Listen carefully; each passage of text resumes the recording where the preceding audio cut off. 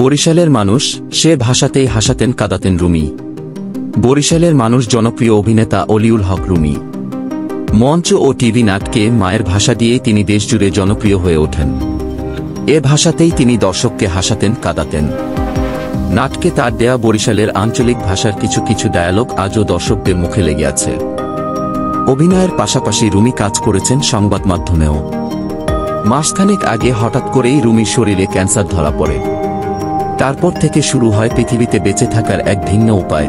সব চেষ্টায় ব্যর্থ হয়েছে। আজ সোমবার 22 এপ্রিল অবশেষে মৃত্যুর কাছে হেরে গেলেন এই দাপুটে জনপ্রিয় অভিনেতা। বরিশালের বরগুনায় জন্ম রুমির।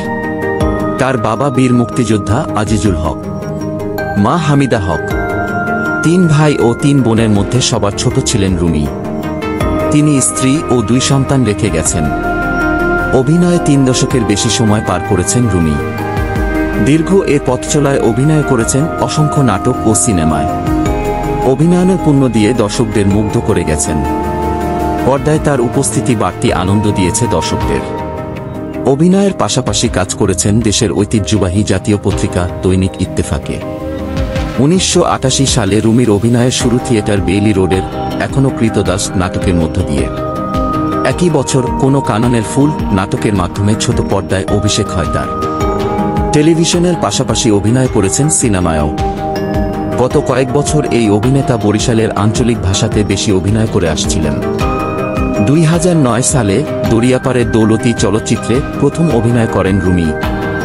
তার অভিনীত উল্লেখযোগ্য নাটকের মধ্যে রয়েছে সাজেশন সেলিম, বোকাশোকা 3 জন, makeup man, Dhaka to Barishal, Dhaka metro love, বাপ, বেটা দৌড়ের উপর, আমেরিকান সাহেব, জার্নি বাই বাস, বাকির নাম ফাঁকি, যমজ 5, যমজ 6, যমজ 7, যমজ 8, যমজ 9, যমজ 10, রতনে রতন চিনে, 200 কদবেলি ইত্যাদি, সোনার শিকড়, কমেডি 420, প্রেসিডেন্ট সিরাজউদ্দৌলা, আকাশ চুরি, চৈতা পাগল, জীবনের অলিগুলি, মেঘে ঢাকা শহর ইত্যাদি।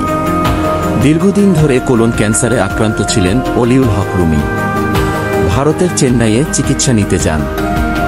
সেখানে থেকে দেশে ফিরে রাজধানীর একটি হাসপাতালে চিকিৎসা নিচ্ছিলেন এই অভিনেতা।